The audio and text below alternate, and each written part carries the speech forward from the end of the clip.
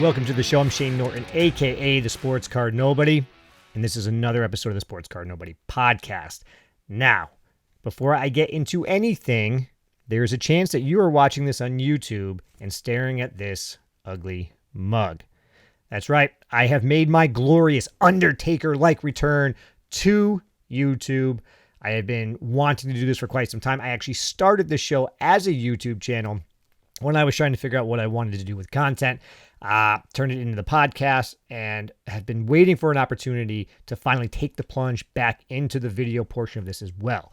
Big reason being, it's cards.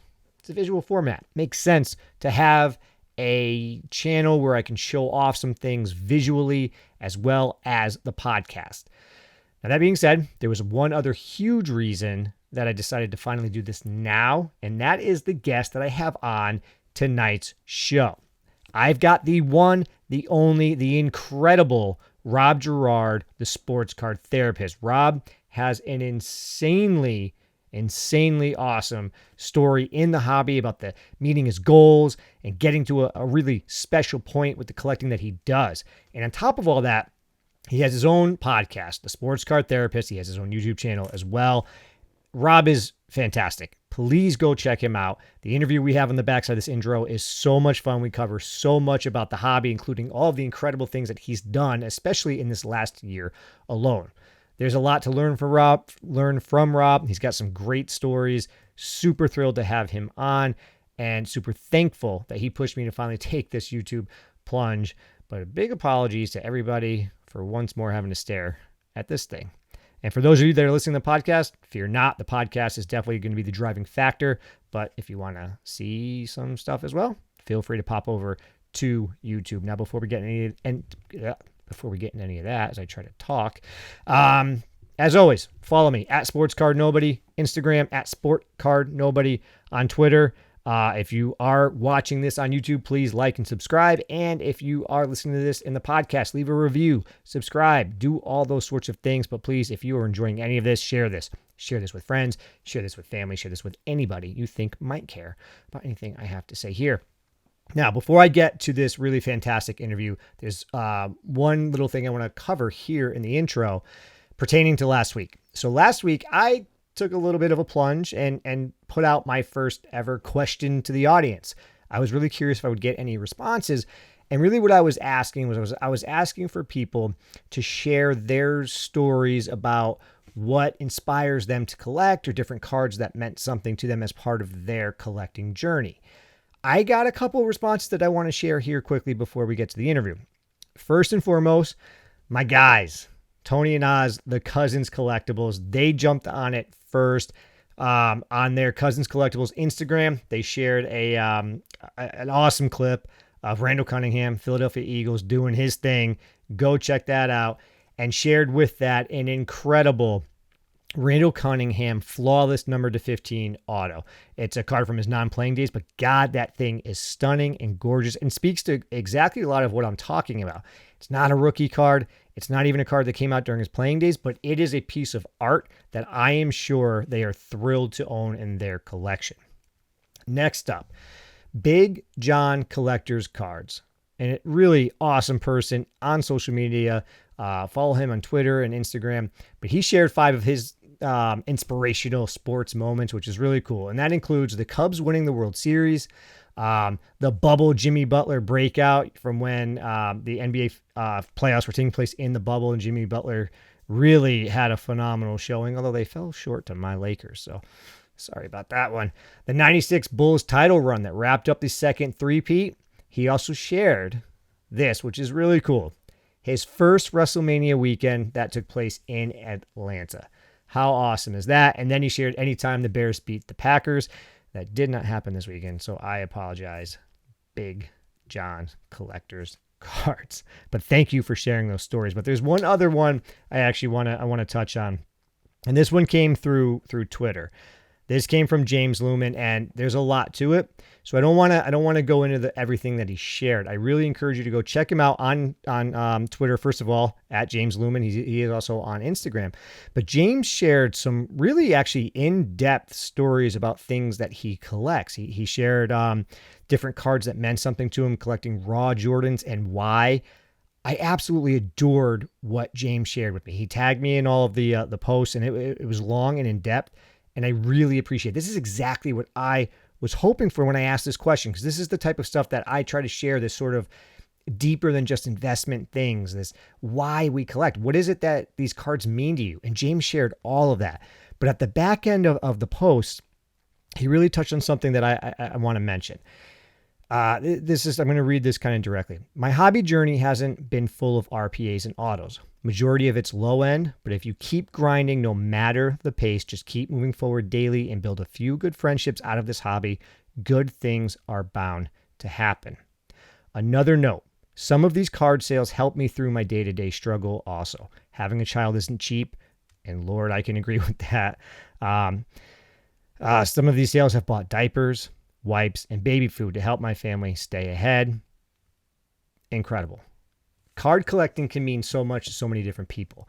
And James going in depth with the sort of personal touches about his collecting and his selling and just the transactions and everything that the hobby sort of pertains to is amazing. Thank you, James, for sharing that. Thank you for putting that out there on Twitter. These three responses made asking that question just so awesome. I was thinking maybe I would get one. I got three just really heartfelt responses. And that really shows me that the audience is the type of folks that I can relate to. You know, collecting is amazing, but there's a reason why I collect more than just the money. It's the expression of my stories. It's being able to put a part of myself out there. It's to build relationships with people, including my own children. You know, having my 3.5-year-old daughter come in and play with my baseball cards, as she calls them, even though I've got two Bret Hart cards behind me here. The relationships that I've built through all the social media platforms, going out to different shows and meeting folks, it means so very much to me. So those responses really, really hit me exactly where I was hoping. Thank you to all of you. That is just so awesome. It makes me feel so proud to keep doing this. All right, but with that said, the interview that I've got with Rob, with the sports car therapist on the back end of this, is actually pretty long. So I'm going to quickly now just say thank you for listening. Stick around for the whole interview. Rob shares so much awesome stuff. Thrilled to have him on. I hope you enjoy it. All right, welcome back to the show. Like I said in the intro, I am extremely ecstatic because joining me on the show today is Rob Gerard, the sports card therapist, one of the best podcasts. I listen to it every single week. I'm not just blowing smoke, man. Rob, I cannot thank you enough for coming on the show and taking some time out of your day to talk with me about some cards, man. Thank you so much. Shane, how you doing, man? Listen, it is a pleasure to be on your show. I appreciate the kind words, man, and just to give them back to you, you've definitely become one of probably like the 5 or 6 podcasts that I listen to every single week as well. I don't know if it's the Connecticut that we have in our blood, Yeah. but it definitely goes beyond that, though. You know, I think it just goes beyond your passion for collecting and what it is you do. So I appreciate you, man. It's actually it's an honor to be on your pod. Well, thank you, man. Again, that's a two-way street, 100%. I'm fortunate that I got to, I found your podcast at some point, and it immediately struck me as, the kind of stuff that I sort of am attracted to when, consuming content. And I got to meet you a couple of times in person too, which is great. Got to meet you at Mohegan Sun, got to meet you at the National, which was a really incredible show, for anybody who didn't get to make the National. There's a lot of recaps out there. I think you did one. I've done them. That was great. And getting to meet you and just say hi, especially at the end of that long day, was really fantastic for you to take some time out of your day and just say hi, man. I really, really appreciate it. But listen, first time you ever been on the show, and the first question I always got to ask is about the hobby journey, my friend. I mean, like I said, I am really inspired by the things that you do on your podcast and things you talk about. But tell me more about it, man. How did you get to this point in your hobby life, your hobby story? What is it? Yeah, man, I tell you, my story is very much like everyone else's. I mean, I really don't think that people, my age, I'm 39 right now. I don't think that the average person in their 30s just stumbles upon sports cards for the first time and decides to jump into it, right? For me, it's strictly a nostalgia thing. And so I can remember growing up going to card stores. My dad would always bring me, that was kind of the thing we do. It's like my parents were divorced before I could even remember, so when my dad would take me on the weekends, we would always go to the card store. We would always, for my birthday, he wouldn't even give me cash. He'd get me a gift certificate to the local card store, and we'd just go in there and buy singles. And so mid 90s, I kind of slowly fell out of you know collecting cards, even though my passion for sports, I've been doing my homework uh this entire time because my passion for sports is still there. And so I got back into the hobby. I want to say probably around 2013. I got back in for about 6 months or so, but I didn't fully get in. I just kind of like dipped Mm, my toe in the water. What it consisted of, my time back in the hobby in 2013, was really just going on eBay and buying up lots of junk wax.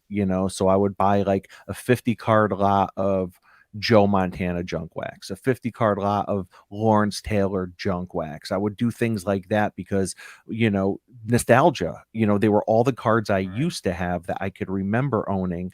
I would buy a 50 card lot of the same exact card, of like the Joe Montana 1991 Pro Set Pro Bowl card, 50 of them, boom. And then I would put them all in my binders. And because we all have that hoarder gene in us, right? If we're a collector, Yes, we're, we do. we're, we're, it's like half collector, half hoarder. So yeah, I got back in for about 6 months and did that, and started buying up and filling up a bunch of binders with 90s junk wax, and ended up sticking it under my bed. And, fast forward about 6 or 7 years, and COVID hit. And Mm, I don't know what really planted the seed of thinking about sports cards. Like, something must have happened, or I must have heard something, but I could just remember one day saying, because I'm a big into podcasts, I love listening to podcasts, right?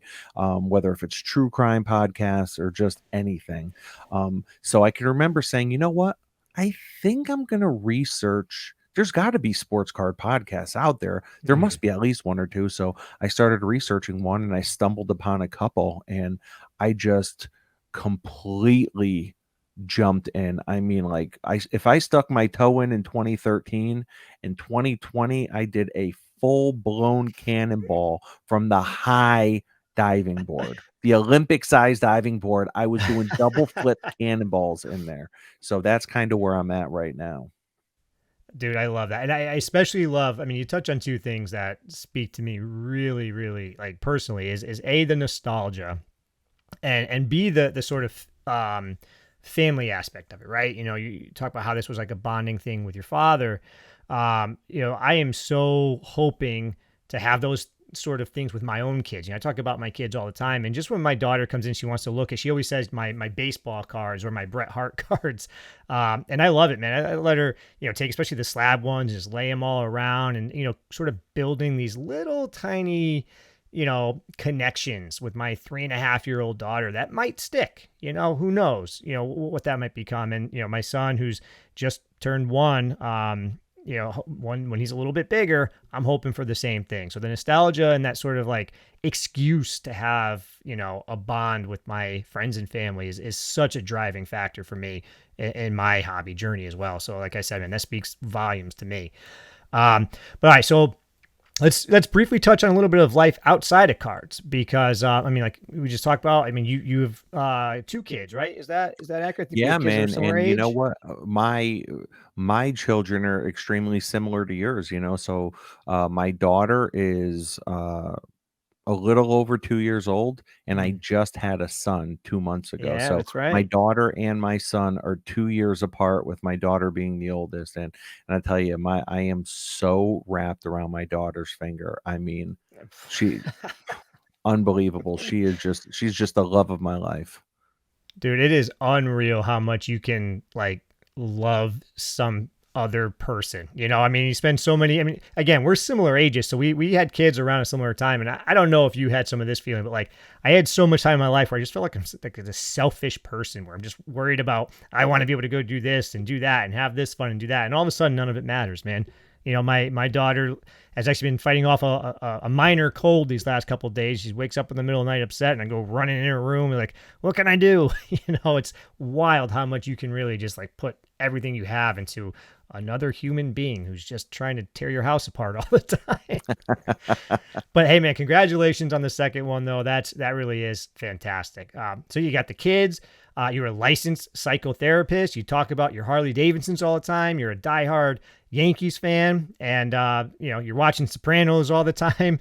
How do you balance it, man? How does it work for you? How is it balancing this hobby life that we do that can consume so much of our time and all the rest of that? Yeah, man. Well, I'll tell you, being a licensed therapist, that's my day job. So that kind of goes without saying. In my opinion, in my list of priorities, my priorities for me, anyways, has to be number one, family, number two, employment, and then number three, hobby. So I need to make sure that my side of the street is taken care of as far as family, as far as work goes, before I can even think about the hobby. So that definitely goes without saying. But I think when you have kids, slowly those things kind of go out the window. Like I've been riding my motorcycle a heck of a lot less lately. Mm, I know I don't see my friends nearly as much, especially since getting back into the card hobby, man. Especially since getting back into cards, it's like, I'm going to shows. I think before I had my son, so once we were kind of up and running with my daughter and she was a year, 18 months old, she was a little bit easier to manage for my wife. So I could usually hit about 2 shows a month. But now that mm, we have the second kid in the house, I told my wife I would keep it to 1 show a month, so one Saturday a month. I'll be out of the house, and so yeah, and life is just a balancing act, man. and right. and a lot of times, you know, I'm not going to try to get philosophical here, but some days it can feel like, just being on a motorcycle, just cruising the back streets with the autumn leaves everywhere, could just feel like everything is perfectly in balance, and then other days it could feel like I'm trying to literally drag my Harley Davidson across a parking lot, like nothing feels like it's going right, so I think, just in general, whether if it's life, collecting, family, work, we need to have that balance. And that's something I try to preach. I try to preach, I talk a lot about self-care on my podcast, Mm. just, I have to be right if I want my collection to be right. That is a really good way to put that, man. Because it's it's often a joke that you hear when you're in this hobby, as much as we both are, where there's people in forums and Facebook groups or whatever it is, where they're saying things like, "Oh man, if only my wife knew how much I was spending," or all these mail days are coming up, my wife's questioning everything that I'm getting. Man, I can't do that. I can't. It's hard for me to wrap my head around that mentality because for me, it's the same exact thing. It's all about the balance. My wife could not care less about the cards that I buy. But she knows. Like she's in the loop, and sometimes I miss out in a big auction, or I get a card sniped from me, and she'll let me complain about it to her. She'll definitely be that sounding board for me in the moment. 10 o'clock at night when an auction ends and I miss it or whatever. But that balance is so very important, man. I exactly right, man. Family first, the career, because that's a big part of keeping the family up and running and doing what you need to do, and then the hobbies and everything that comes after it. So totally resonates with me. Well, yeah, Um, man. And for me, like, I think about, for me, I need a hobby. I need cards, right? I truly do, because, I think about, if life is like a pizza pie, right? And there's 6 slices there, right? We have a lot of slices that are, there's family, there's friends, there's some kind of maybe religion or spiritual mhm, aspect, there's employment, there's all these things that it's like, yeah, I get enjoyment from. But at the end of the day, though, we do have the right to be selfish sometimes, right? Like you're if you're trying to tell me I have to work 40 to 50 hours a week, come home, bring the kids here, bring the kids there, do this, do that, and I can't have any time for me. I can't have any time for me. That doesn't sound like balance. So I think as Mm. long as my collecting and my time in the hobby is not having a negative impact on my family or my work, then I think I'm doing things right. I think balance is there. Yeah, well, I mean, that's what you're talking about, self-care, right? Finding these things in our lives that maybe isn't the pinnacle of what we need to truly be happy, but it is part of what builds that entire sphere of happiness, contentness, and getting some sort of fulfillment out of these 85 to 100 years we hopefully get on this planet, right? It's all about that balance and that self-care. And again, I am right there with you on that. Now, that being said, I do got to give you a slight warning. Speaking of balance, in about 21 minutes, there's an auction ending on eBay that I might have to sneak away and try to win real quick. So What okay, the hobby so never stops, even when you're recording. listen, the hobby never stops, and it's funny you should say that because I have 31 minutes left on my timer All because right. I'm actually trying to get I think it's an '06 Eli Manning Exquisite card. So Okay. and you know what? Because of me, we actually had a bit of a late start because of family stuff, so we actually started probably about 20 minutes late. So I looked at my timer initially. I'm like, oh, this is going to be perfect. So this isn't going to interfere with it. But fast forward a half hour, guess what? It looks like we both have Sure. them. So Yeah. listen, cheers and good luck to you on your Same to you. night.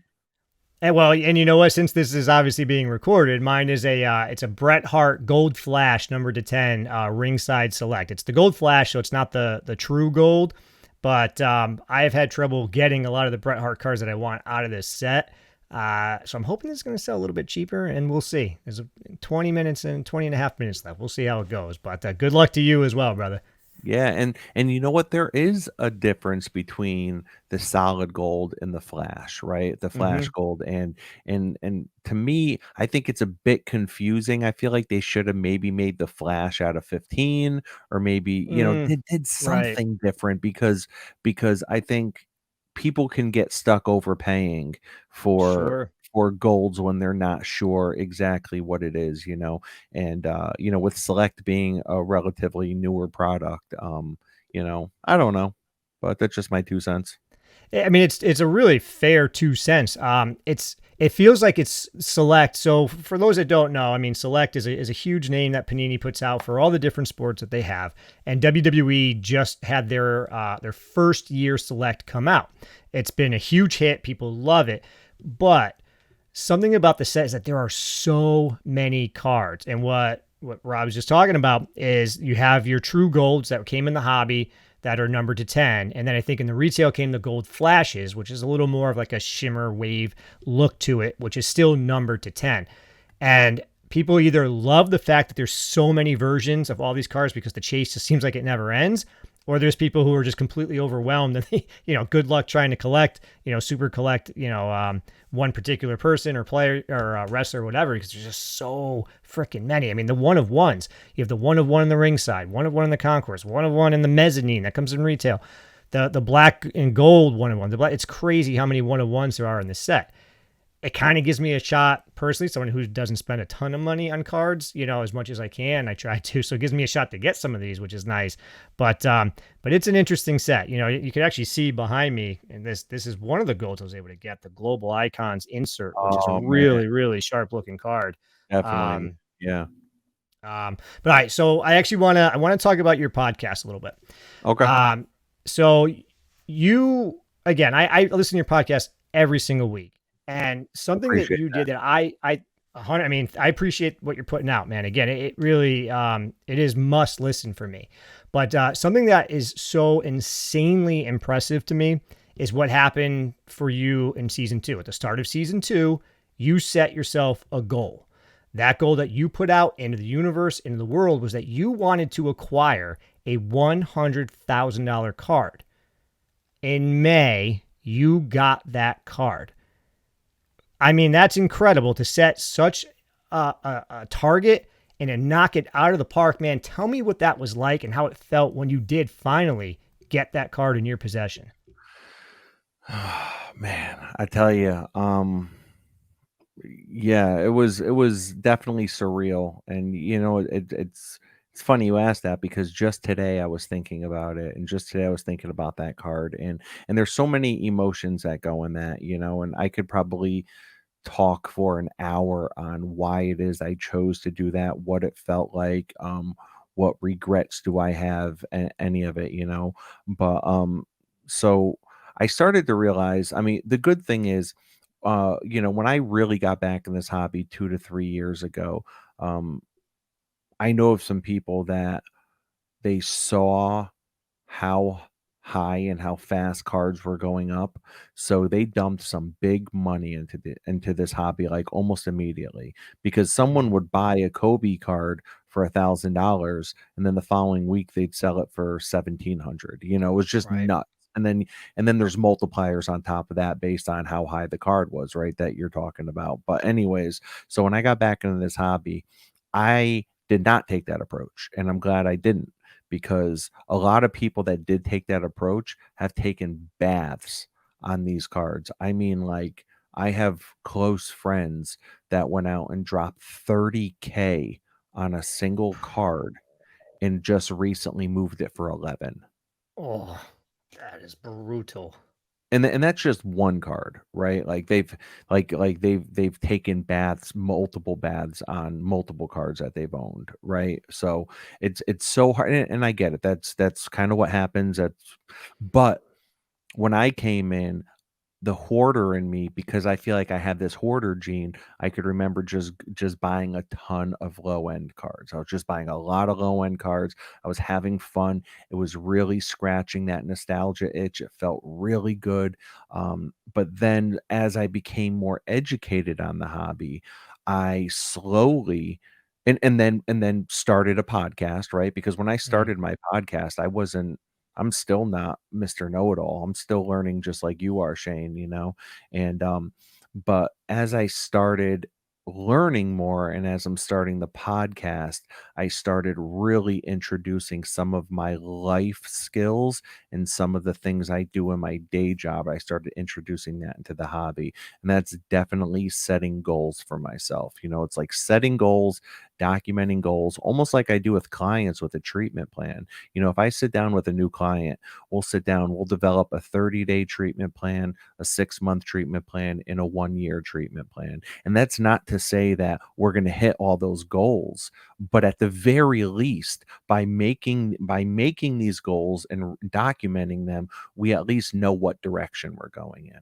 So when I sat down for the beginning of season 2, which was just January of 2022, January of this year, I said, you know what, I want to go for $100,000 card, and that was really me challenging myself. And it wasn't just any $100,000 card. At the time, I didn't specify what it was, but I knew what it was in my head. But I didn't want to put it out there because I said, first of all, I don't want to like pump this card. Like, I know I have a decent size audience. I don't wanna, like, pump mm, this card here, and I don't want someone to come to me knowing that all my material, my entire season 2 has been riding on this card, and now they're trying to, rake me over the coals for it kinda thing. So right. it was like a kind of a weird situation. I don't think I fully thought all the way through, but after about 2 months of really not finding this card anywhere, there were so the card that I ended up getting is numbered at 250, and there were 2 cards for sale on eBay. One was going for 300,000 and one was going for 1,000,000. So, obviously, those were way overpriced, and the people just didn't wanna sell them, but they wanted to have it on there.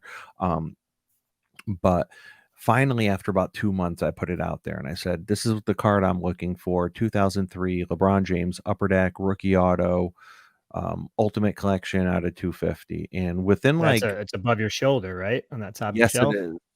Yep. For those, watching on YouTube, he's got the card right here, which is an absolutely stunning card, by the way. It's a phenomenal target. Thank you, thank you, God, that thank is you. beautiful.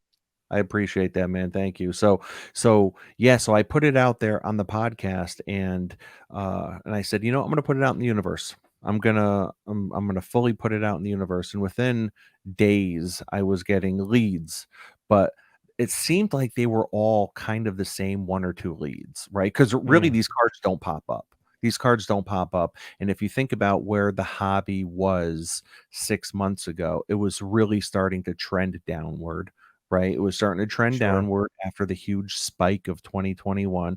LeBron especially has just been criminally down. Finally, knock on wood, it does seem like his prices have, reached a ground floor and have been coming back up again. I mean, the fact that LeBron prices are down is insane to me, but regardless, so I was getting like the same 2 or 3 leads, and then one morning I woke up on a Sunday morning and I get a message, and it was a screenshot and a link to a Facebook group, and he said, "Hey, this guy just posted this." And it was the LeBron card and an asking price, and he said willing to take partial trade. And I'm like, "Oh my god, this is incredible." And really spent like the next 5 days going back and forth with this guy. 5 full excruciating days. And I I had to make a lot of moves. I had to do things that I really didn't want to do, but I know for me what the ultimate goal was. And I tell you, the reason why I came to that conclusion with that goal of wanting $100,000 card, especially a card of that magnitude, is because I've had Josh Johnson from Card Ladder. He's one of the founders of Card Ladder. I've had him on my pod plenty of times before.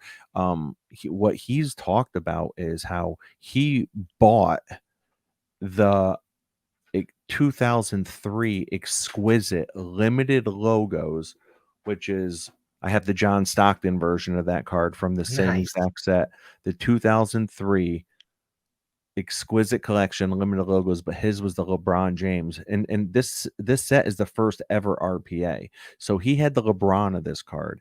Wow. So now it's about 3 years ago. About 3 years ago, he bought the LeBron version of this card, and this is all public information. He's talked about in multiple Hmm. podcasts, so he won't mind me talking about figures. But he paid 140 grand for it. How insane is that? 140 grand for a single card, right? So, but he paid 140K for it. Within about 18 months after the boom, he sold it for 1.3 million. That's the dream, right? And Holy and that's crap. life-changing money, Yeah, big time. um So, I've always believed in LeBron. I'm a LeBron stan. I've always been, when he was on the Attaboy. Cavs, loved the Cavs. When he moved to the Heat, I'm not going to say I became a Heat fan, but no matter where LeBron is, I'm a LeBron fan. I love LeBron. I think what he's been able to do over the course of his career. I think we've all seen the memes and the numbers now. He's been an NBA player for longer than he hasn't been. So I think he's been That's an NBA player. unbelievable. He joined the league at 18 years old, and he's been in the league for 19 years. It's like what? That And is I mean, unbelievable. unbelievable. So I believe in the player, I believe in the card. And I tell you, I talk to I talk to high-end dealers all the time and stuff, and we'll kind of message back and forth about stuff, even if we aren't really talking deals. And Mm. they're like, listen, this 52 mantle, if you want it, it's yours if you're willing to move the LeBron. And I'm like, can't do it. Sorry. Like just like I truly believe and hope anyways, this is gonna be at least a $500,000 card one day. That's the goal. You gave up a 51 mantle, right? The true rookie is part of that deal. Am I remembering Yeah. that correctly? Yeah, man. So I tell you, when it comes to like leveling up and consolidating, I think I've gone through many stages, right? I think initially it was truly just a hobby for me. I could remember standing on a chair in my kitchen. Oh, Uh-oh. look at this. I actually propped this up behind me, which is the original, and this just fell. Nice. This is the original program from WrestleMania 3, and it actually just fell behind me. I felt it just hit me in the back, Yeah, but I was watching it kind of creep down on you. yeah, yeah, yeah. So, so That's gonna come into play. The Hogan stuff's gonna come into play later in the show, l- everybody. That's called a tease.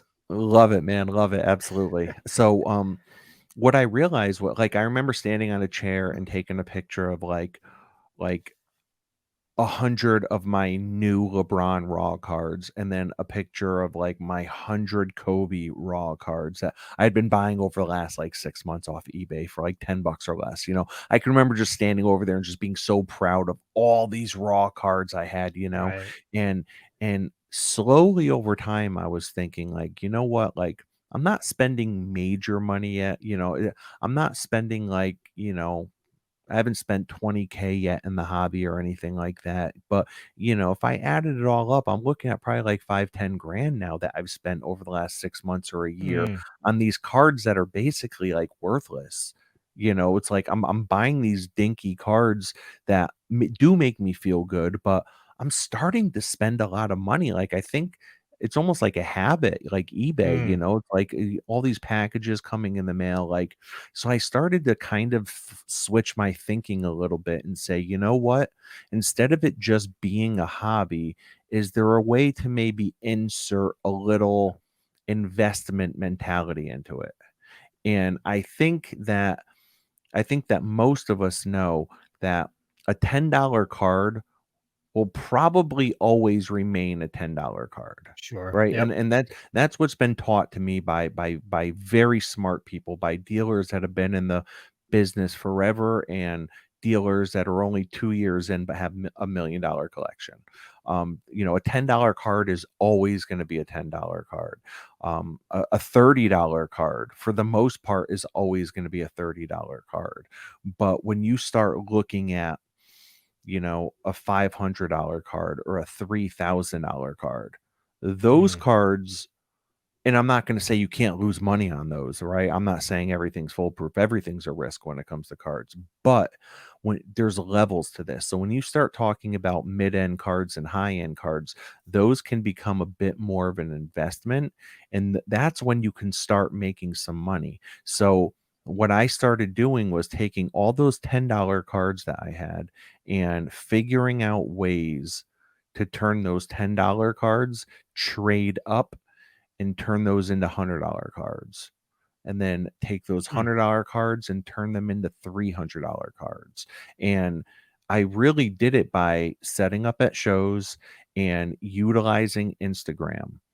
And I've been saying from the start that the deals really happen in the Instagram stories, right? Because there's certain accounts that I follow that I know their inventory is constantly turning over and they have no problem letting me trade up. And I have no problem paying a slight premium for that. So if they have a $500 card I want, I have no problem giving them $500 in cards, like maybe 5 cards that total $500 plus 100 right. cash on top of that, or 75 cash on top of that, because chances are they probably only paid $400 for that $500 card, but I don't Sure. have the 500 cash to get that $500 card, so I'm going to pay a bit of a premium.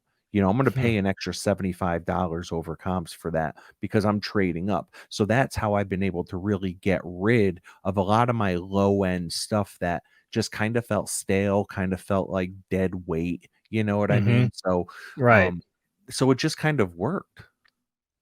So that was an incredible summary of all that. And it leads perfectly into my next question, which is this question that I have here is a big reason I wanted you on here. Listening to your journey, especially through season 2 and both before and now beyond. Congratulations, by the way, first episode of season 3 just dropped. You had a great sort of season finale in season 2 with your wolf pack, which I'm going to get to later. Um, Are you doing seasons? Like, because it doesn't feel like anyone else does seasons. And for I me, will be. I wanted to kind of figure out a way how to really be able to reference certain eras of my Sure. collecting. And really my collecting journey is documented through the podcast. So Right. I wanted to figure out a nice, easy way to reference eras of my collecting journey and eras of my podcast. So season one, first 50 episodes, season two, Hmm. episode 51 to 100 so are you planning on doing anything like that? Like, Definitely. So I definitely am. So I'm still in season 1, and for me, I'm going to do it. It's going to come up in I think it's November that I'm going to hit 1 year, and that's how I'm going to try to break my seasons down. So I think if it'll be close to 52 episodes a season, I believe. So yours is 50, but you also record multiple times a week. I'm still just weekly, but I think my goal is to kind of do it yearly. I mean, the fact that I'm coming up on a year is pretty, I don't know, shocking, to be honest. I can't believe that it's actually happening. Congrats on that, man. Unbelievable. Unbelievable, man. And I don't know how you and I know I'm kind of veering this off because you were just about to gear up to ask me something, It's all good. but We got 2 minutes before my auction ends, so we'll wait till that ends. Then I'll get back to the meat of the question. So perfect, let's follow perfect. this train of thought. Yeah, man. Like I don't know how you came across my peripheral, how you came across my vision, but I can remember coming across you. I don't know if I knew you were from Connecticut or not yet. I checked out an episode and I said, I really like this dude. Like I like his voice. He's easy to listen to. He seems genuine and I like the things he's talking about. It was you were really just talking about collecting and what collecting's Yeah, done for you. So that's kind of stuff that resonates with me. And I think a big part of it is you the just your recording quality in general sounds very good. It's well, like thank you. because like like when it comes to music, right? Like I could hear like a really great song, but if it's like recorded poorly and the sound quality Sure. is poor, I don't even want to listen to it. You know what I mean? But I mean, who knows? You might catch me listening to Britney Spears just because the sound quality sounds so good. So it's like, so, so That's the point being, excuse, it's like huh? you were done. Your sound quality is good. Your content is good. I can follow your train of thought. So it's all good, man. Yeah. Point being, I don't know how I found your podcast. I You think it know, was probably when you brought on Scott DeMay. Scott.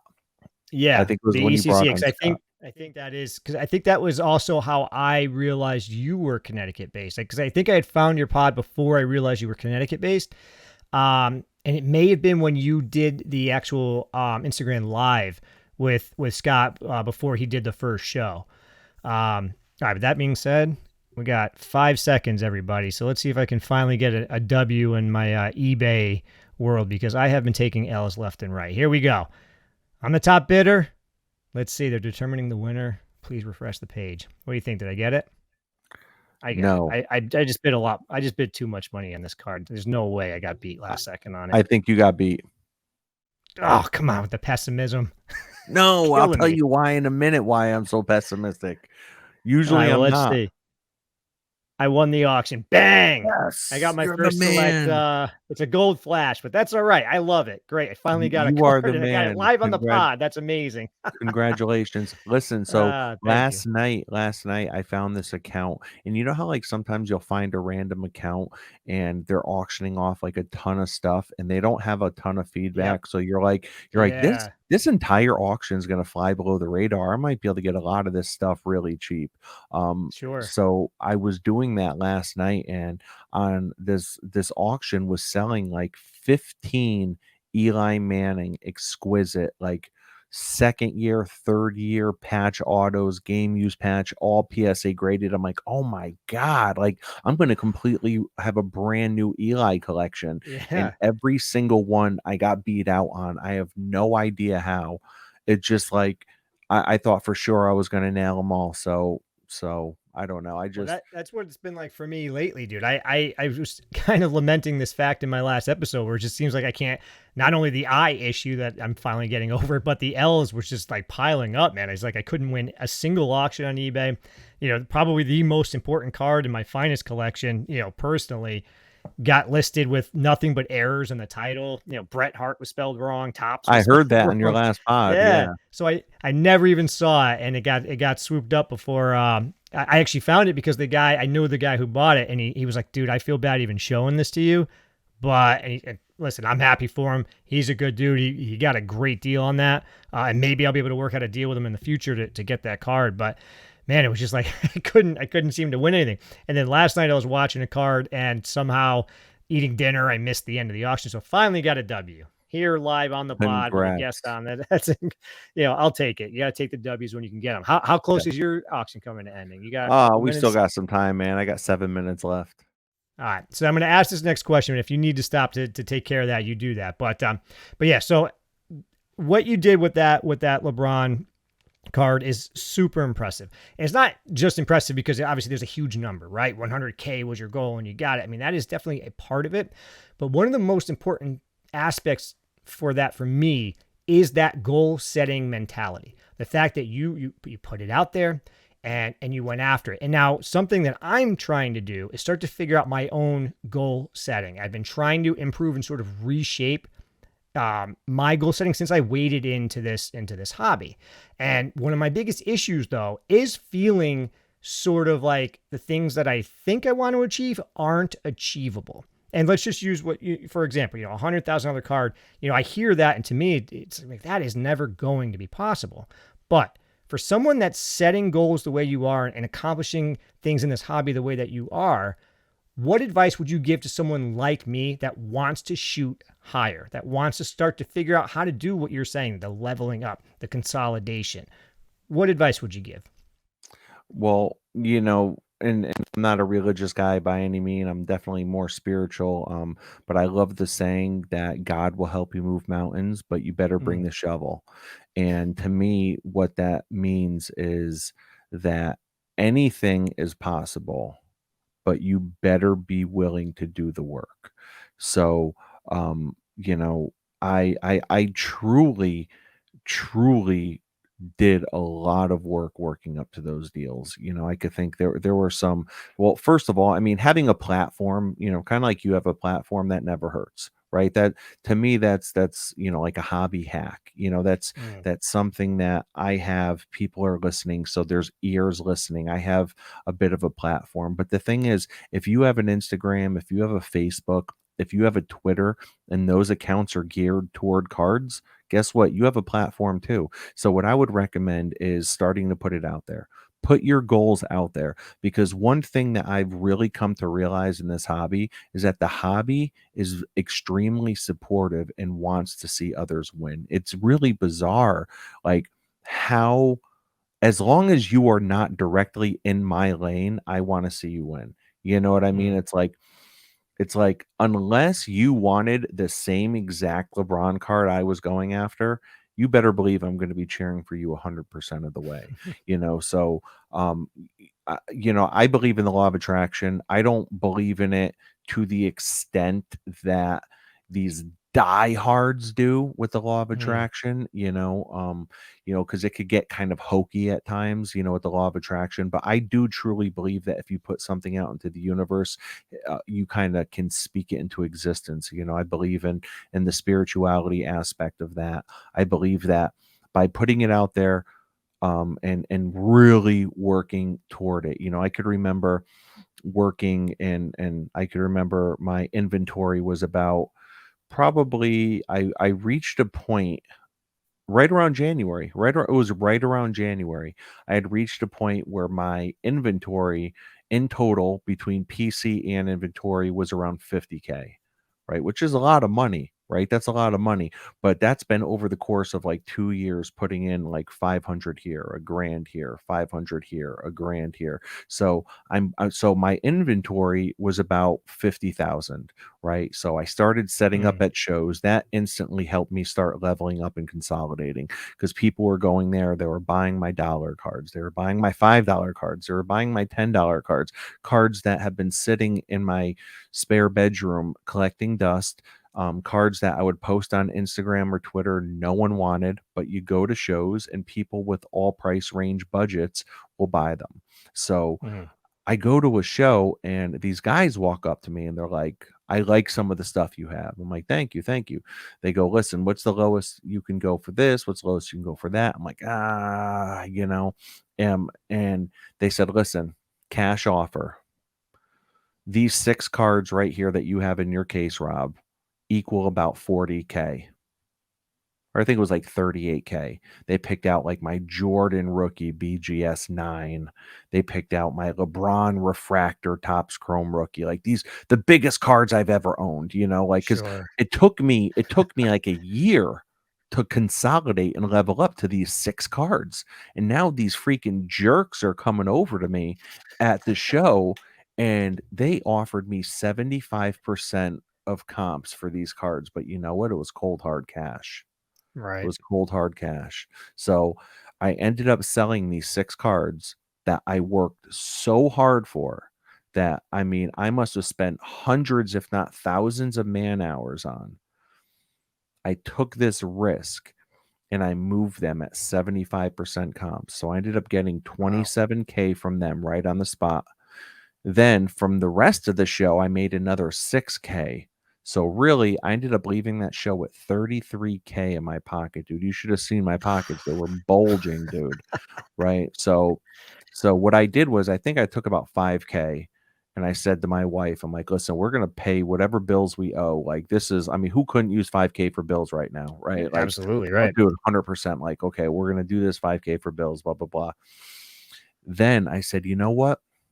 My entire tagline is goats over prospecting. That's really Hmm. what I've talked about mostly on my podcast. Where I don't like to go with big risks. I like to stick with the goats. I would much rather buy a Bill Russell and see that money be safe, but not Sure. like double overnight than buy a Luca and watch his, prices that could double or could get cut in half. Right. Exactly, up and down. So I said, "You know what? I think I'm gonna go for a risk. I think I'm gonna take a risk here." And I bought a John Morant National Treasure RPA. I have no business buying that card. No business at all. But you know what? Like, that's not even my wheelhouse. Like, so that kinda goes against my collector's mentality, but I said, "You know what? I'm gonna take a risk here." And I was thinking about my LeBron goal. So I Mm. bought the John Morant National Treasure RPA, and then I went out and I bought a flawless Jason Tatum RPA cash. Both of those cash. 27K in total. Boom, gone for those 2 cards. Dude, when you talk about like heart beating, like wow. But you know what's crazy? And I didn't even realize this. Like I kind of I'd be lying if I said I didn't realize this, but like I don't like I never want to chalk it up or make it sound like I'm like, "Oh, that's my timer Oh. for the thing." Oh.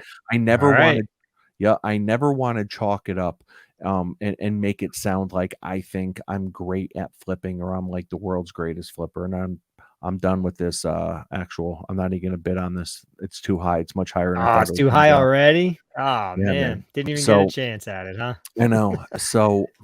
But what happened was I think it was a bit of lady luck on my side as well because Sure. I bought those cards during a lull of the NBA season, and it was right after the All-Star break. Things had kind of cooled off. The Super Bowl just happened. Like everyone's Mm. kind of like, March Madness time.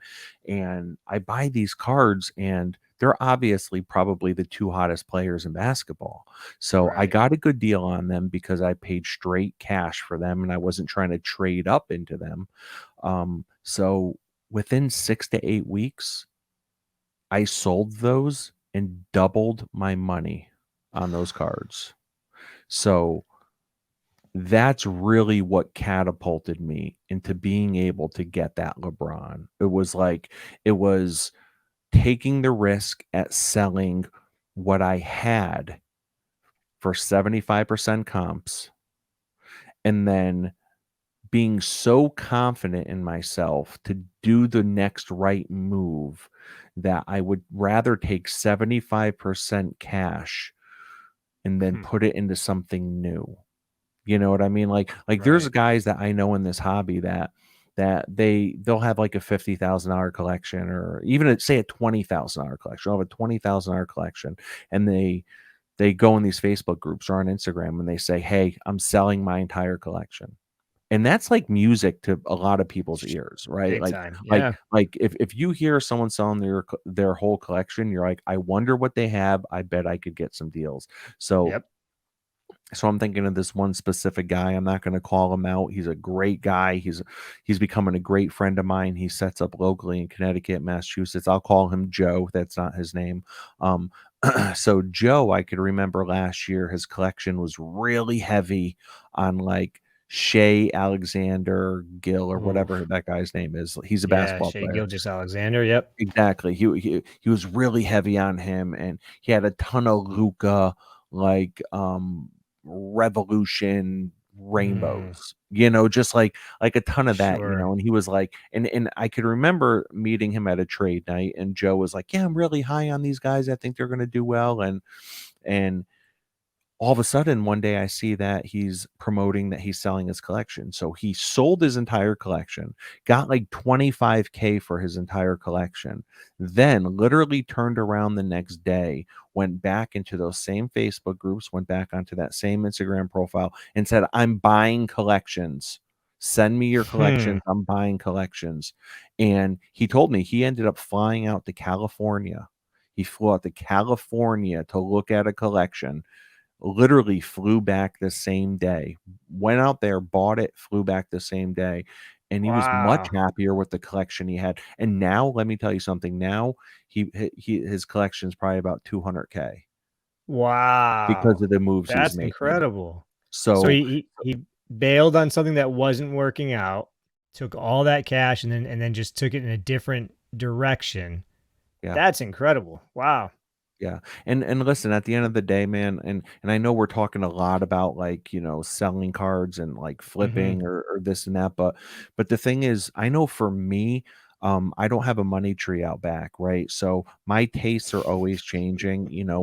When 2022 Prism came out, and I was seeing all these Hulk Hogan's and these Mm, and I'm not a huge fan of collecting the rainbows. I'm not a huge fan of these card manufacturers like Panini trying to manufacture rarity by making them at a 49, at a 99, at a sure, sure. 149, at a one. Like to me, it's so gimmicky, but like so I've always really just stayed away from that. Like with the basketball, with any of the major sports, like I really stay away from buying anything that's numbered, really, unless it's flawless or national treasure. But because I'm such a Hulkamaniac, when Prism dropped in 2022, I started buying up all the Hogans. I tried to Yeah. buy up all the Andre the Giants, and but the thing is, I had to start selling some stuff, and that's the Sure. thing that I think when you listen to some of these collectors podcasts, like they don't talk about, because I think like we want to be identified as collector first so much, right? Because we feel like people will put us up on a pedestal, or just people will give us a better level of respect if we looked at as a collector. We're Hmm. pure, right? But it's rarely talked about how we sell these cards and how we move these cards. You know what I mean? Because like to buy those Hogans, to buy those Andres, I had to move cards to buy those. So Sure. now, because I'm talking about these deals, which by the way, people love hearing about those deals, and that was one thing that I started to realize. My podcast almost doubled early on, like within a matter of a month or two, when I was really putting these details of these Yeah. deals out. I mean, I could remember putting together, laying in bed and putting together a photo collage of a Hogan 82 All-Star that I just won on eBay. So I remember putting the whole story on a single, like I made it almost like a meme, but it was a Mm, photo collage. So I put won this bid for $1,100, scrambled to find $1,100 for this card that I just won. yeah. So I ended up selling 3 LeBron rookies, and I posted the pictures of the 3 LeBron rookies in the photo collage. I put sold this for 300, sold this for 350, sold this for 500. So, when I was starting to do that, like people love hearing that stuff, and I know they do because I Big love time. hearing it. I love hearing the details of the deal because it makes me better when it comes to negotiating. It makes me better when, and not to say that I want to get over on anyone, but I want to make sure I'm doing it right. Yeah. I mean, nobody wants to do any of this, right? Go in and do it wrong and overpay for things. Nobody wants to go in and pay for something, you know, day one that you spent, $100 on and it's $50 the next day. I mean, that's obviously we all want to be educated and do the best we can, and content like that, like what you're doing, where people are willing to be more transparent, it helps. I mean, I think it helps put things into perspective for folks. And I've told this story a bunch, but to be, to sort of repeat myself on the show for those that listen. A big reason I started my podcast and what was actually a YouTube channel, which is now relaunching thanks to you pushing me to do it. I actually forgot to mention that, but this is going to go on YouTube because of your advice. But No, listen, man, listen, and I'm glad that you did it, man, and I've heard you talk about it. I know mm, you were spending a lot of time doing, like, an actual YouTube show, and then you said, "You know what, yeah, dude? I'm just gonna stick to the podcast," but talking to right. you, what I had said was, within about I've only been on YouTube now, I think posting my YouTube um podcast version, and really it's all I'm doing is posting like this, like us talking now, but Mm-hmm. Yep. I definitely came close to doubling my audience within a few months, just by because there's an entire mass of people out there that do not listen to podcasts at all, but all Yeah, they big do is time. consume YouTube, and and Mm-hmm. and arguably the YouTube consumers far outnumber podcast consumers. For sure. For sure. And not to mention, I mean, it's cards, right? It's such a visual thing that we do. Getting to look at these cards, I can't explain to somebody why I love my numbered shiny stuff that you hate so much. It's hard to explain that, but if you can show it and people, this is why I like it. Look at the way it pops for me. So the visual nature of what we do kind of lends itself to YouTube so much more. And that's why I started with the YouTube channel originally. I did that. I was just biting off more than I could chew, trying to do a different type of show. And I think that just kind of keeping the podcast format is going to help me maintain the YouTube the same way I maintain the podcast. Yeah. But you actually just touched on a lot of stuff I want to follow up on, because you're talking about how we collect. You're talking about your Hogan stuff. Um, you obviously have inventory. You go to shows and you're constantly moving stuff. You're buying. You talk about that a lot. You're always buying. Somebody comes to your table, you want to look at whatever they've got and see if there's a deal to be made. So your inventory is probably constantly in some sort of a rotation. But how do you separate your inventory versus your PC? And is there a difference, or is everything your inventory? How do you manage that? I mean, I think that's a great question, man. You know, I think in this hobby, unless it's a card that has so much sentimental value, like it was passed down from your grandfather to your father to you, Mm, unless it has such sentimental value like that, I think that everything probably has a price tag. And I hate to even put it like that, right? Like I know what I want my LeBron card I talked about to hopefully get to. If someone sure. came and offered me that money right now, of course I would move it. If someone came to me and offered me triple triple the value for anything in my case, then yeah, I would absolutely probably take it.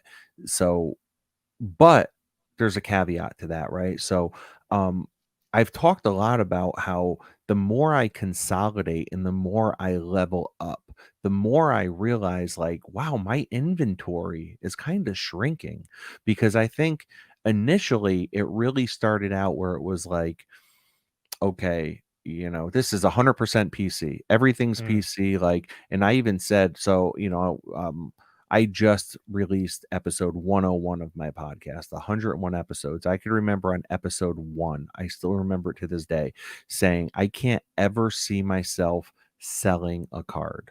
I can't ever see myself selling a card. I could remember saying that. You can go back episode one. I can never see myself selling a card. However, as I started going to more card shows, as I became friendly with more dealers that like looked like me, looked like you, that were our age, that just weren't like old and grumpy and stuff, they were like, yeah, no, man, it's awesome setting up. And I can remember setting up at my first card show. I priced everything high because I really didn't want to move anything. And guess what? I only made a single $30 sale. Then my second show actually did like a grand in sales. I was shocked at that. I had repriced everything, shocked at that, but I was amazed at the cards that came up to my table that I ended up buying from people. So it went from like 100% PC Then it was like, maybe now it's more 50-50. And then before you know it, it got down to where it was like it's 80% inventory, only Mm, 20% PC kind of thing. You know what I mean? And it kind of fluctuates. But I think the more I level up, though, that's the thing. The more I level up and the more I consolidate, the less inventory I do have. And I mean, that's a good problem to have, I guess. But so you go to a show and yeah, you're gonna probably see all of my stuff, my mm. PC stuff, everything. You're gonna see my Yep. LeBron in there, but it's gonna be priced high. You're gonna see my Hogan PMG, which is something I never want to move, but guess what? It's gonna be priced high. Most of my stuff in the case though is usually priced right at comps, current comps, but the stuff that I'm high on is the stuff I'm high on. And I think we all have a right, if we're trying to move our cards, we all have a right to be high on our cards. Okay. Um, I will say to people, they'll say, how much for this? And I'll say straight up, I'm high on it. Then I'll tell them the price. Like you have every right to be high on your card. Like, who says that the guy who sold his car the same card as you have in Ohio for $100, but the last comp before that was 250? Like, that guy could have Right. been desperate for money. So who's to say you have to match that? You could just say, "Hey, I'm high on it," or "I believe in this card long term," or "This is the off season, so of course the comps are going to be down. I'm Yep. high on it." It's when someone tries to, I think, misinform and say, Mm. "Well, the last comp was 240, and so I'm only asking 220," and then you look up and you're like, actually the last comp was 100. Like, so as long as you're not trying to, I'll be straight up and tell you if I'm high on a card, and we all have a right to be high on our cards. So when people say like, "Oh, I went to national and everyone was high on their cards," it's like, okay, well, that's just where the hobby's at right now. I'm not going to Right. complain about Right. that. I can go on eBay and win an auction.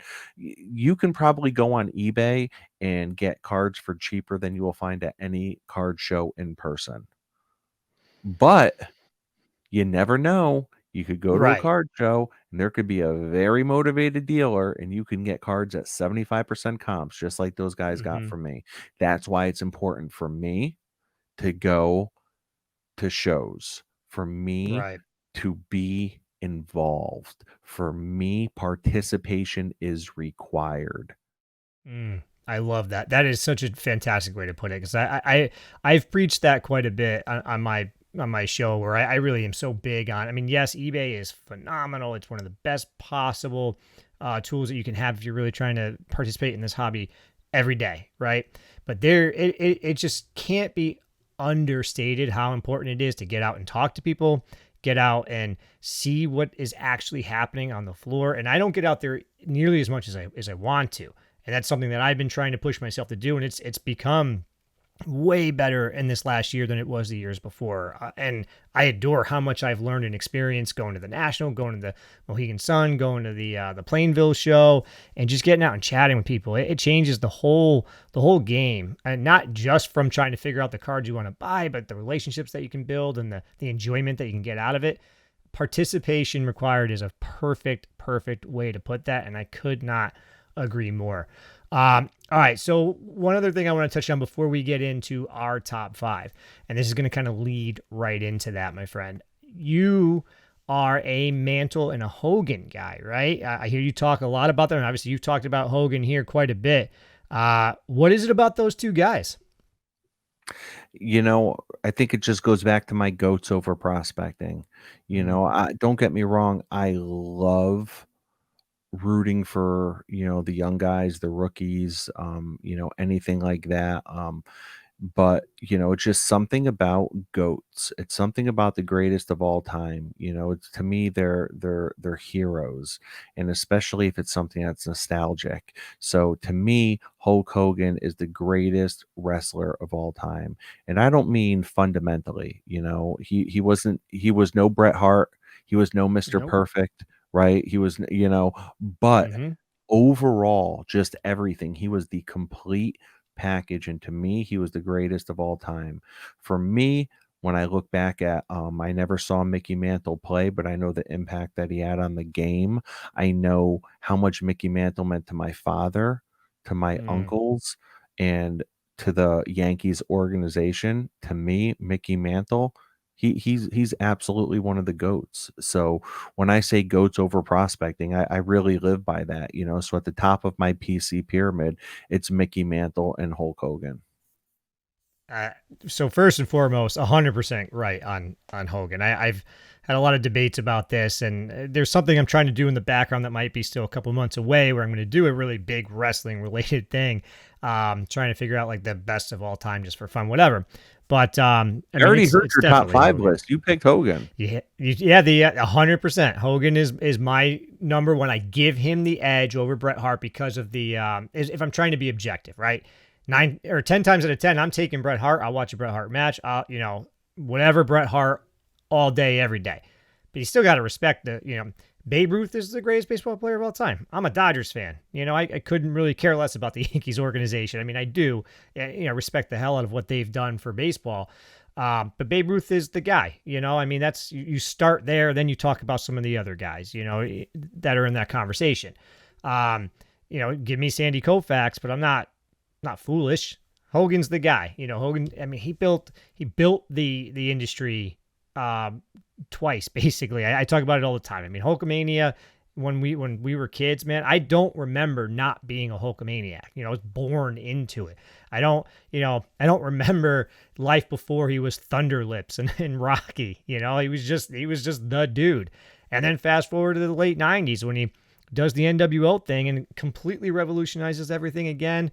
Listen, man, Brett's my guy. He didn't do what Hogan did. He just didn't.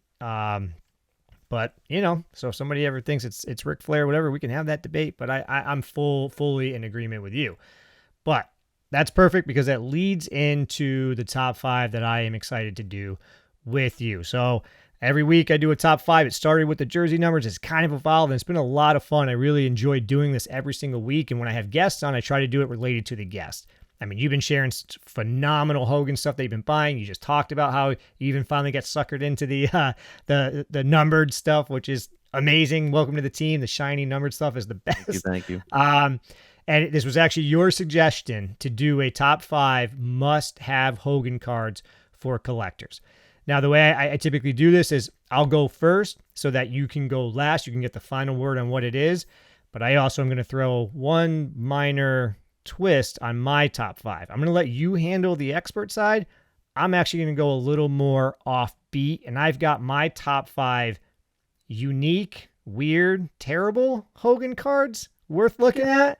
That's the way I want to go. So let's kick off into the top 5. I will go first, like I said, so you get the final word with your number 1. But my number 5, which I'm going to do is the offbeat path, is the 1989 Bubblegum Superstars of Wrestling card. Now, this card has Hogan with the he's from No Holds Barred. He's got the ripped T-shirt on. He's got a bunch of kids around him, and he's looking off camera like some superstar with all these kids around him. The card is phenomenal. If you haven't seen it, definitely go look up the 1989 Bubblegum Superstars of Wrestling, Hulk Hogan starring as Rip from No Holds Barred. And one of the reasons I actually wanted to pick this card too is Tommy Lister played Zeus in that movie. Again, this is one of those things, I don't remember not seeing this movie. I grew up with this movie, and Zeus to me was like the ultimate supervillain when I was a kid. And I actually got to work with Tommy Lister once. This was, not this, I don't know, maybe 8 years ago, 5 years ago, whatever it was. He came in, unfortunately he passed in 2020, but one of the nicest dudes I ever got to work with. So much fun, so kind-hearted. And, when you have this picture in your head, like he's Zeus and he's Debo from Friday, that's the most famous role that he had, you got knocked the blank out.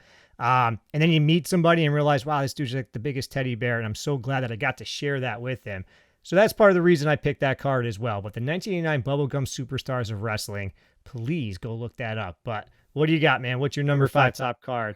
So number collectively 5, number 5 for me is kind of like a wild card. And so I think number 5 can really go in any direction that the listener maybe wants to bring it in. So this one I'm almost giving as a freebie, but I'm just going to hold up this one because it's an iconic image of him from the 2015 Topps Chrome set, and I have the 2015 Yes. the Pulsar refractor. This is numbered out of 75. Just an iconic image from him, being in this set. So I'll go with that for number 5. Phenomenal card, tearing off the yellow tank top. I mean, I don't know if there's a more iconic Hogan pose than just that classic, just ripping it right open, wearing the red and the yellow. The autograph on that is just, God, that's a banger card. I was fortunate to get a version of that card at the National through a big trade that I made. Mine was the Atomic Refractor PSA 10. Nice. The Oh, only It's so pretty. God, it pops too. The only Hogan card that I have in my collection currently, and I traded, I don't know, it was like 7 cards. I've shared the story, but that was one of my, I guess, leveling up consolidation moves that I made. But I gave up a lot of my finest stuff, which is my favorite set to collect, because I needed to have I needed to have something in my collection. Great card, man. I love that choice. All right, number 4. My number 4 off the beaten path Hulk Hogan cards here. Sticking with his movies, his films, his little Hollywood career that he had, especially when I was a kid. This one's a little bit of a cheat because it's a phone card. It's a Japanese telephone card. 1991 Suburban Commando phone card. Again, I saw that movie in the theater as a kid, loved it. Probably really terrible movie. I just remember loving it as a kid. And the card has Hogan dressed in the Suburban Commando outfit next to Christopher Lloyd, who's much smaller than him with his gray suit on. They're just kind of standing there all super cheesy. Oh man, I could eat that card up. It is so awesome. nice. All right. So for number 4, it can be any variation of it, but I'm gonna go with the 2022 Mm, Prism. Right here, I just decided to go with the orange out of 99 because it's kind of like a sure. color match.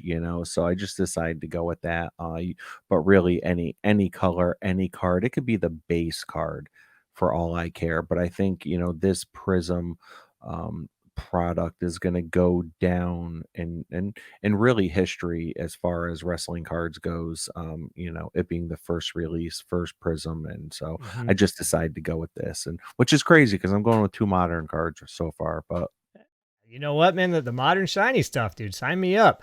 You're right. You're absolutely right, man. Prism had a weird release. I mean, the hype was through the roof, so the prices were through the roof. Then it's all come, the boxes especially come crashing down. I think they started at like 800. They got up, I think, close to 1600. Now you can get them for like 400. So it's been a wild fluctuation, but it's still first year Prism. It is still one of the greatest checklists ever put together for wrestling. And that card right there, again, it has Hogan doing the classic ripping open the shirt. It's a slightly different angle than the 2015. It pops. The design, listen, people seem to love or hate Prism designs, but it pops to me. It screams. The color match is there. It's a great choice. And again, I'm team shiny low numbered stuff. So I adore that card. Another great choice. All right, number 3 for me, sticking with the odd cards. This one again is a slight cheat because this one is actually a sticker. I went with the 1985 top sticker where Hogan is basically giving the thumbs up in front of the Washington Monument. I don't it's so hokey. It's the same picture that every one of us has taken when we've gone to Washington D.C. to in front of the Washington Monument, and it's just like a tourist card of Hulk Hogan just going around the country. I don't know. It's so corny. Again, I love it. Go look that one up. The 85 top stickers, the Washington Monument photo is a lot of fun. What do you got for number 3? all right, number 3, I'm gonna have to go with the 85 Mm. tops pack pullable first rookie coming from Hogan. First pack pullable Hulk Hogan WWF release 1985 tops. You can go with card number 1, which is the yellow, which is the color match, right? First ever color match, I guess. Or you can go with card number 16, which is the blue. So yeah, that's definitely number 3 for me. Probably the first parallel as well, right? I mean, it's a very similar photo. They're slightly different. We've got the yellow background and the blue background. I actually almost there was someone selling those when I first got to the National. There was someone selling those that were pretty low grade, I think, in an SGC case, and I had almost pulled the trigger on it. That's a card that's like attainable. I have to get one of those in my collection. one of these days. It's a really classic looking card. And you're right, it was his first tops, so it's a pretty pivotal card in his collection. So phenomenal, love it, gorgeous. And you had one of them. Was one of those autographed, Yep. or were they both? Okay. Yep. He I had number one, the yellow that was autoed. There it is. So yep, he's holding up both, and the yellow one is autographed. Great choice. All right. Number two for me, I am finally getting back to an actual real card. I don't know what the deal with this card is, but it's amazing. The 1985 Topps Wrong Kind of Music card. This is it's a card, two photos of him. The first one at the top is him holding a boombox with a boxing glove. And the picture below is him punching through the boombox for reasons. Because even when you read the back of the card, it says Hogan must have not liked the song that was playing today! Exclamation point. Trying to wrap my head around what was the photo shoot story there is so wild and off the wall. And again, cheesy and corny. Just so much fun. I adore that card. I love the Wrong Kind of Music card for sure. So for number two, card number two, I'm going to have to go with the 2013 Upper Deck Employee Exclusive, numbered out of 125, Hulk Hogan Precious Metal Gem PMG. Absolute stunner of a card. And those exclusives, it was like 250. Is that right? What they were number two? 125. 25. God, that is And there's gorgeous. only between Beckett and PSA, there's only 32 graded in total. Wow. And not just in like a 10, right? Just total No, graded. in total. All grades. Wow. All grades. Between Beckett and PSA, only 32 graded. It's such a wild story about that one because that was like a bonus given away to the employees, right? And the set included, I think, Tyson was in it, maybe Tyson, Tiger? Michael Phelps. Phelps, okay. Was Woods in it? Tiger Woods, Rory Wow. McIlroy, and just as a bonus. I mean, to think about the amount of people that probably were like, I mean, this is cool, and then did God knows what with it, I mean, because I work in an industry where we work with sports quite a bit, and it's funny how many people that I work with that actually don't like sports at all, and you don't have to like sports, but I bet it's similar. People who might work at a card company don't necessarily care about that. They probably just have a skill that helps sell that product, and it's just wild to think what could have happened to some of those for there only to be that many graded. But I think you said this too. Somebody had said to you, if you're going to try to be a legitimate Hulk Hogan collector, that is one that you got to get. So congrats on that. That's a huge get and a beautiful listen, card. and thank you, man. And that is one of those other goals that I set out and I kind of put out into the universe. I had said, I think I would love to be considered a top 10 Hulk Hogan collector in the world. And there's a lot of Hulk Hogan collectors. So, Sure. I say that knowing the enormity of that statement. And I had a couple people say, well, do you have a PMG? And it was like, challenge accepted. Yeah. Good for you, man. I love the way you crush your goals, dude. That is great. All right. So my number one off the wall odd cards that Hulk Hogan has had through his decades of being Hulk Hogan. The 2012 Leaf National Exclusive card. So this card has Hogan with like a black bandana. He's got his chin between his hands, and it looks like he might be laying down on his stomach.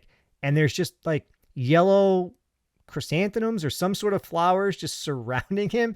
I swear to God, I see this, and it looks like when my daughter's a preteen and if she's trying to be creative, might go out and take that same exact photo. Again, like the Wrong Kind of Music. I don't know what was going on with the photo shoot creativity that day, but it is a hilarious card. And side note, I talk a lot about my buddy Justin, suplexes and slap shots. I was sharing some of these cards as I was looking them up, and he saw that. I was like, dude, I'm buying that right now for like $4 on eBay. You can go get that 2012 National Exclusive card, and it is something to behold. Love it, man. Love it. What's the number one? What do you got? Number one, I don't think this comes as any surprise. I think it has to be the 1982 Wrestling All-Stars Series A, card number 2, Hulk Hogan. This, by many, is what is considered to be his true rookie. His true rookie. It was not pack pullable. You had to Mhm. send away and order it out of a magazine.